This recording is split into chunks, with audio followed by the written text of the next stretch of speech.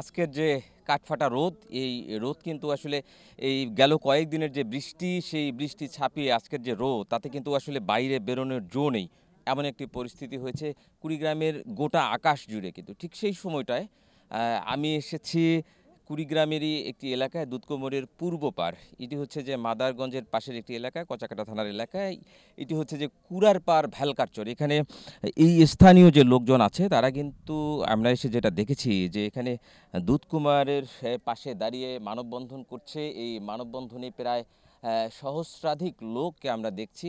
তাদের বেশ কিছু বক্তব্য আমরা শুনলাম, অনেকের সঙ্গে আমরা কথা বলে যেটা জানলাম যে এই যে চলতি যে বর্ষা বা চলতি যে মৌসুম, এই চলতি মৌসুমে কিন্তু অন্তত এখানে ১.৫ শতাধিক বাড়িঘর কিন্তু বিলীন হয়ে গেছে। যে এই অবস্থায় স্থানীয় প্রশাসনের সঙ্গে কিন্তু যোগাযোগ করেছিল এখানকার লোকজন, কিন্তু আসলে তারা কোনো প্রকার প্রতিকার পায়নি। ভাঙন রোধে কোনো প্রকার কাজ এখানে নেওয়া হয়নি।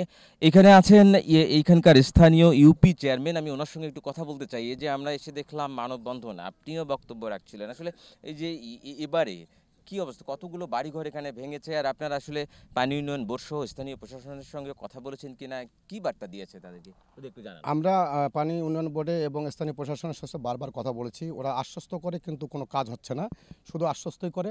আর এখানে প্রায় ১৫০ শতাধিক অধিকেও মানুষ বাড়ি ভেঙে চুরমার হয়ে যাচ্ছে, এখন নদী বিলীন হয়ে যাচ্ছে। এদের আজাহারি কান্না সহ্য হচ্ছে না।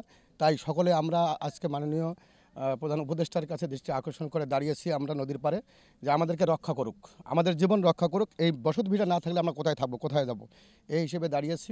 আমাদের এই এলাকাটা কচাকাটা থানার, নাগেশ্বরী উপজেলার কচাকাটা থানার মাদারগঞ্জ এলাকায় কুড়ারপাড়, ভেলকারচর এবং দেওয়ানজাগি চর, বেরুবাড়ি, সবুজপাড়া এলাকা জুড়ে প্রায় ১.৫-২ কিলোমিটার এরকম একটা ভাঙ্গন সৃষ্টি হয়েছে। এখন রক্ষা করা যাচ্ছে না, প্রতিদিন এরকম ভেঙে ঘরবাড়ি চুরমার হয়ে যাচ্ছে। পাশেই দেখতে পাচ্ছেন ঘরবাড়ি ভাঙা।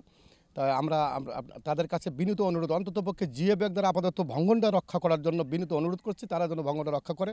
পরবর্তী সময় তাদের কাছে আরও আকুল আবেদন, এটাকে যেন ভালোভাবে স্থায়ীভাবে একটা বাঁধন করা যায়, সেই দিক থেকে আমরা দৃষ্টি আকর্ষণ করে অনুরোধ করব। যে যেমনটা শুনছিলেন যে এখানকার ইউপি চেয়ারম্যান, এবং উনিও আজকে কিন্তু এই বন্ধনে দাঁড়িয়েছিলেন। তিনি সর্বশেষ যে তথ্যটি দিলেন যে আমি এর আগেও বলেছিলাম ১.৫ শতাধিক বাড়িঘর কিন্তু এখানে এই দুধকুমারের পেটে চলে গেছে গেল কয়েকদিনে। এবং পাশে যদি আপনাদেরকে একটু দেখাই, এখানে কিন্তু আরও বেশ কিছু মানুষ আছে, এবং তার পাশে এখানে দেখা যাচ্ছে যে বেশ কিছু কিন্তু ক্ষেত, আমরা ধান ক্ষেত দেখছি, সেই ধান ক্ষেতগুলোও কিন্তু দুধকুমারের পেটে চলে যাচ্ছে।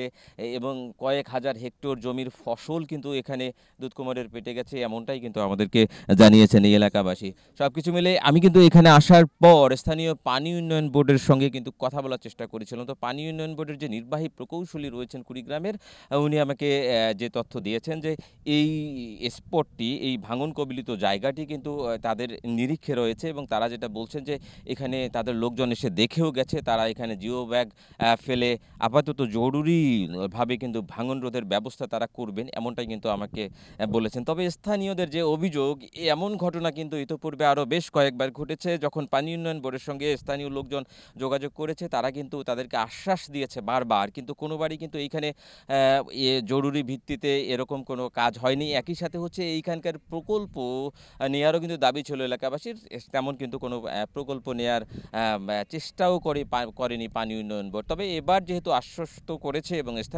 স্থানীয়দের যেটা দাবি, আর সবচেয়ে বড় কথা, গেল কিছুদিন আগে যে সরকারের পরিবর্তন, বর্তমান যে নতুন সরকার, এই সরকারের কাছে নতুনভাবে কিন্তু আবেদন জানাচ্ছে এলাকার লোকজন যে এখানকার ভাঙন রোধে মূলত স্থায়ী একটা ব্যবস্থা নেবে সংশ্লিষ্ট কর্তৃপক্ষ। এমনটাই কিন্তু দাবি এখানকার যে স্থানীয়রা যারা রয়েছেন, এবং একই সাথে যারা আজকে মানববন্ধনে দাঁড়িয়েছেন।